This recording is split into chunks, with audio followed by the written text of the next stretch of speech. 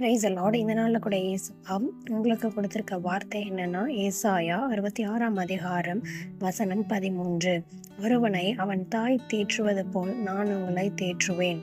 ஆமேன். இந்த கனமான வார்த்தை கொடுத்த ஏசப்பாவுக்கு நன்றி செலுத்தலாம். இந்த நாளில் கூட ஏசப்பா அவங்கள பார்த்து தான் தைரியப்படுத்துகிறாங்க. ஒரு தாய் தேற்றுவது போல் அவங்கள தேற்றுவாங்களாம். உங்களுக்கு யாருமே தேற்றுறதுக்கு யாரும் இல்லைன்னு சொல்லி நீங்கள் நினைக்கலாம். நம்மளோட ஃபீலிங்ஸை யாருமே புரிஞ்சிக்க மாட்டேங்கிறாங்களேன்னு சொல்லி நீங்கள் நினைக்கலாம். எவ்வளோ நீங்கள் போய்ட்டு எக்ஸ்பிளைன் பண்ணியும் அவங்க என்ன பண்ணுறாங்கன்னா, மீண்டும் மீண்டும் உங்களை காயப்படுத்திகிட்டே இருக்காங்களா? ஏசப்பா சொல்கிறாங்க, ஒரு தாய் உன்னை எப்படி தேற்றுவாங்களோ அதை காட்டிலும் மேலாக நான் உன்னை தேற்றுவேன் அப்படின்னு சொல்லி சொல்கிறாங்க. இந்த நாளில் என்ன கவலைப்படுறீங்க? ஏசப்பா கிட்ட போய் சொல்லுங்கள். ஏன்னா நமக்கு ஆறுதல் தருகிறவர் ஏசப்பா மாத்திரம்தான். எந்த மனுஷன் பேசினாலும் அது ஆறுதலாக நமக்கு கொண்டு வராது. டெம்பரவரியாக வேணால் நமக்கு ஆறுதலாக இருக்கலாம். ஆனால் பெர்மனன்ட் சொல்யூஷன் ஏசப்பா கிட்டேருந்து மட்டும்தான் நமக்கு கிடைக்கும். அதனால் என்ன கவலையோடு இந்த நாளில் காணப்படுறீங்க? அது என்ன ப்ராப்ளமாக இருந்தாலும் ஏசப்பா கிட்ட போய் சொல்லுங்கள். நிச்சயமாக அவர் உங்களை தேற்றுவாராம். ஏன்னா அவர் சொல்கிறாரு, ஒரு தாய் தேற்றுவது போல் நான் உன்னை தேற்றுவேன். அப்பா கிட்ட சொல்கிறீங்க, புரிஞ்சிக்க மாட்டாங்க. அம்மாட்ட சொன்னால் புரிஞ்சிக்க மாட்டாங்க. நண்பர்கிட்ட சொன்னால் புரிஞ்சிக்க மாட்டாங்க.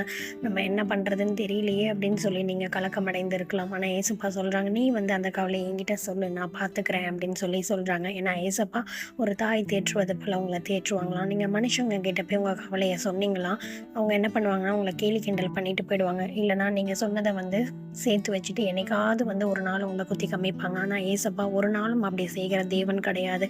எந்த சீக்ரெட்ஸாக இருந்தாலும் ஏசப்பா கிட்ட ஷேர் பண்ண பழகிக்கோங்க. ஏன்னா ஏசப்பாவை தான் நம்மளுடைய ஃபீலிங்ஸை உண்மையாக மதிப்பாங்க. மற்றவங்களுக்குலாம் அது கேலி பேச்சாக இருக்கும், கிண்டல் பண்ணுவாங்க. அதனால் ஏசப்பா கிட்ட சொல்லுங்கள். அது எவ்வளோ பெரிய ப்ராப்ளமாக இருந்தாலும் ஏசப்பா அதுக்கு இம்மிடியட்டாக சொல்யூஷன் கொடுப்பாங்க.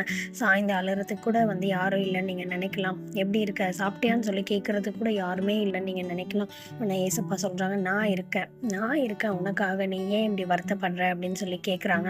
நான் உங்க கூடயே தான் நான் இருக்கேன், அதுக்கப்புறம் நீ ஏன் கவலைப்படணும்னு சொல்லி ஏசப்பா இந்த நாளில் உங்களை பார்த்து தான் தைரியப்படுத்துகிறாங்க. எவ்வளோ பெரிய காரியமாக இருந்தாலும் அது ஏசப்பாவுக்கு ஒன்றுமே இல்லாத ஒரு விஷயம். நீங்கள் போய் ஏசப்பா கிட்ட சொல்லும்போது நிச்சயமாக அவர் உங்கள் இருதயத்தில் பேசுவார். நான் உங்க கூட தான் இருக்கேன், என்கிட்ட சொல்லு, நான் உன் பக்கத்தில் தான் இருக்கேன், நான் உன்னை விட்டு விலக மாட்டேன், உன்னை என்றைக்கும் கைவிட மாட்டேன்னு சொல்லி ஏசப்பா அந்த நாளில் உங்களை தைரியப்படுத்துகிறாங்க. அதனால் நீங்கள் இந்த வார்த்தையை கெட்டியமாக பிடிச்சு கொள்ளுங்கள். இந்த வார்த்தையை கொடுத்த ஏசப்பாவுக்கு நன்றி செலுத்தலாம். ஏசப்பா இந்த வார்த்தைக்காக நன்றி.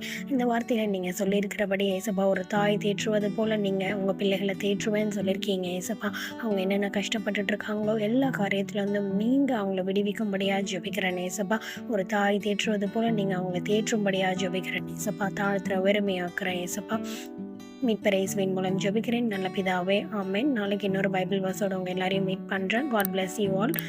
Please like